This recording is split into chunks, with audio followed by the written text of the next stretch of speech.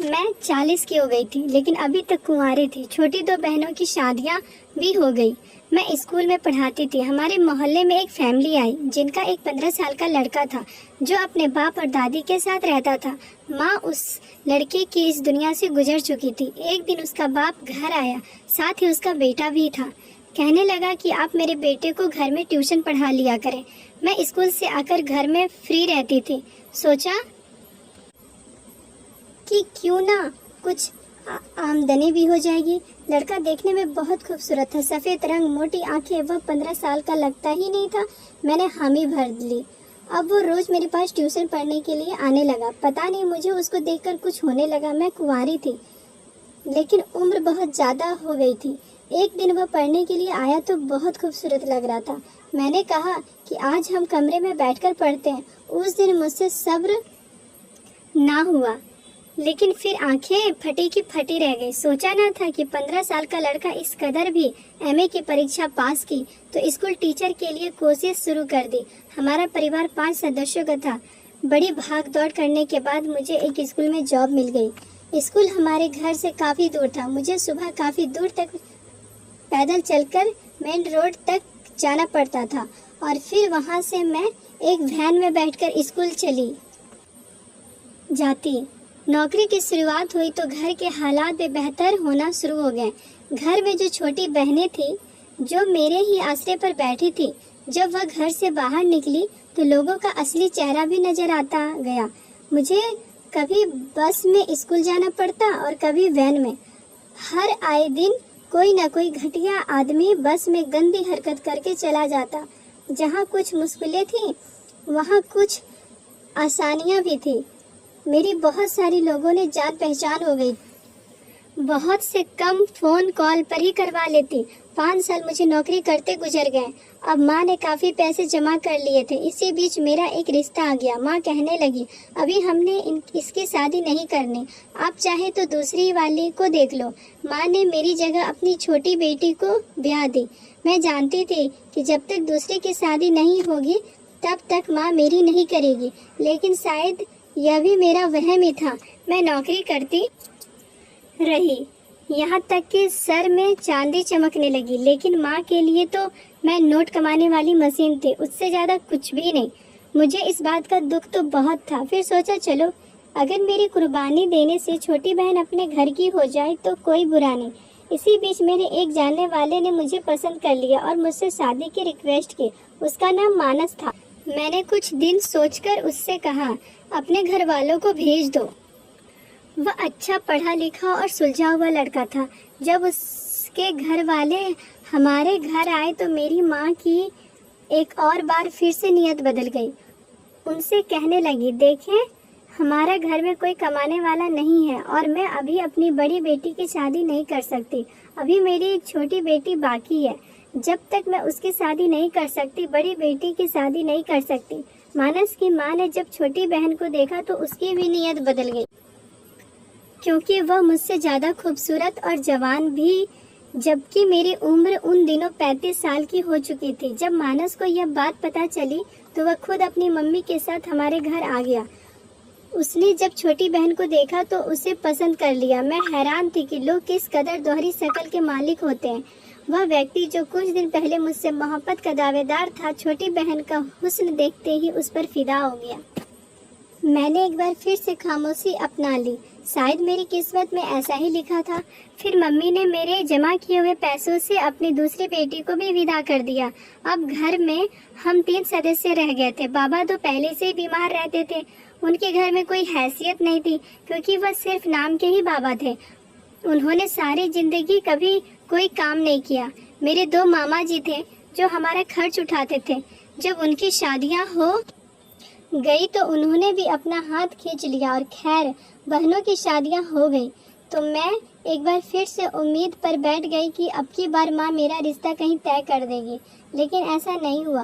कई रिश्ते मेरे लिए आए, लेकिन वह किसी न किसी बहाने से उस रिश्ते में कीड़े निकालकर इनकार कर देती। यहाँ तक कि मैं 40 की हो गई। अब रही सही उम्मीदें भी दम तोड़ती जा रही थी।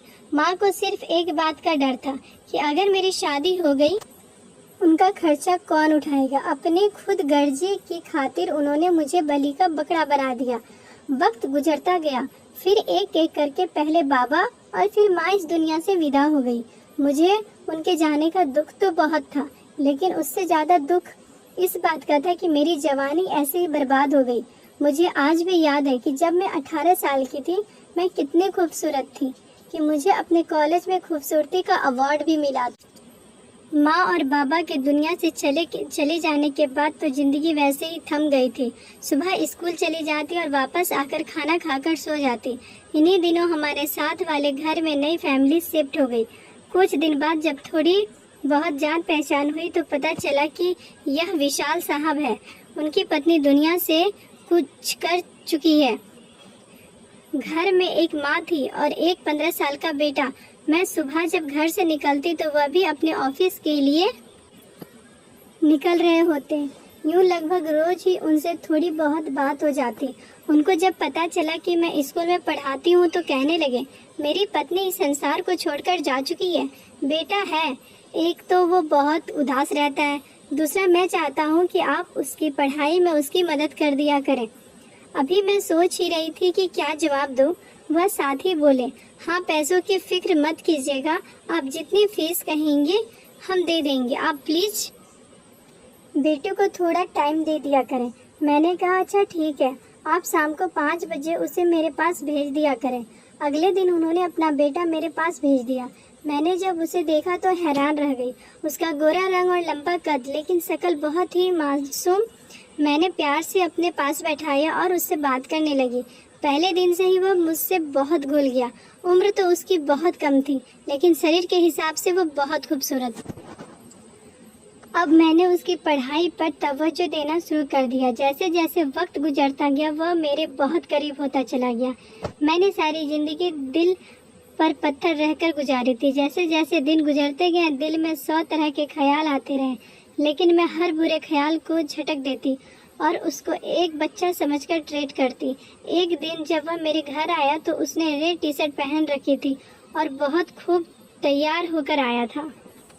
मैंने कहा आज कहाँ की तैयारी है। कहने लगा तैयारी नहीं, आज पापा के साथ एक फंक्शन पर गया हुआ था, अभी वापस आया हूँ।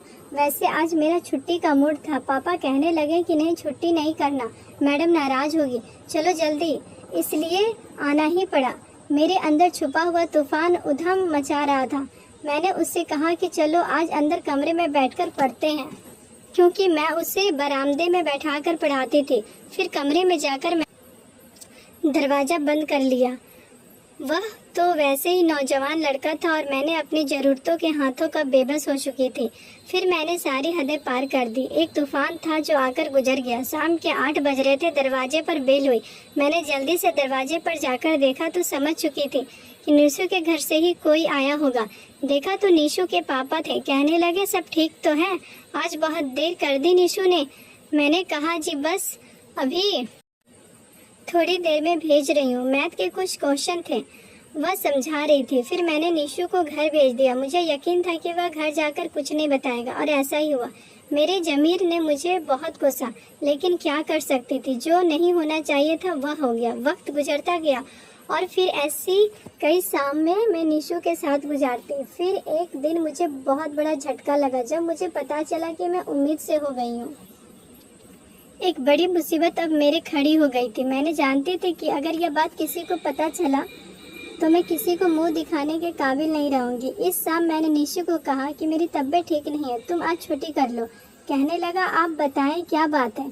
आप कहती तो मैं अभी पापा से कहता हूँ, वो आपको डॉक्टर के पास ले जाएंगे। मैंने कहा नहीं, तुम घर जाओ। उसे घर भेजकर मैं भगवान के से प्रार्थना करने लगी, हे ईश्वर कोई ऐसा रास्ता दिखा दे जो मेरी इज्जत बचा जाए। आंखों से आंसू जारी थे। सारी रात ऐसे ही बीत गई और मैं अपने जुर्म पर पछताती रही। रात ऐसे ही बीत गई और मेरे आंसू थे कि थमने का नाम ही नहीं ले रहे थे। सुबह 5 बजे के करीब मेरी आंखें लग गई। जब आंखें खुली तो दिन के 11 बज रहे थे। उस दिन स्कूल भी नहीं जा सकी।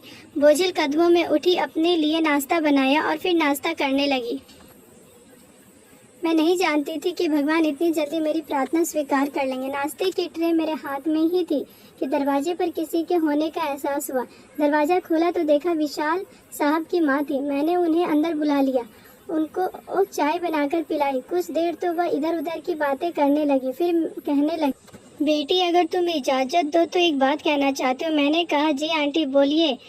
मैंने जब पहली बार तुमसे मिली थी, मैंने उसी वक्त ही सोच लिया था कि अगर किस्मत में हुआ तो तुम्हें अपनी बहू बना लूंगी। देखो, विशाल की पहली पत्नी हमें छोड़कर इस दुनिया से जा चुकी है और मेरी जिंदगी का कुछ भरोसा नहीं है। तुम विशाल को भी जानती हो और निशु तो रोज तुम्हारे पास पढ़ने आता है।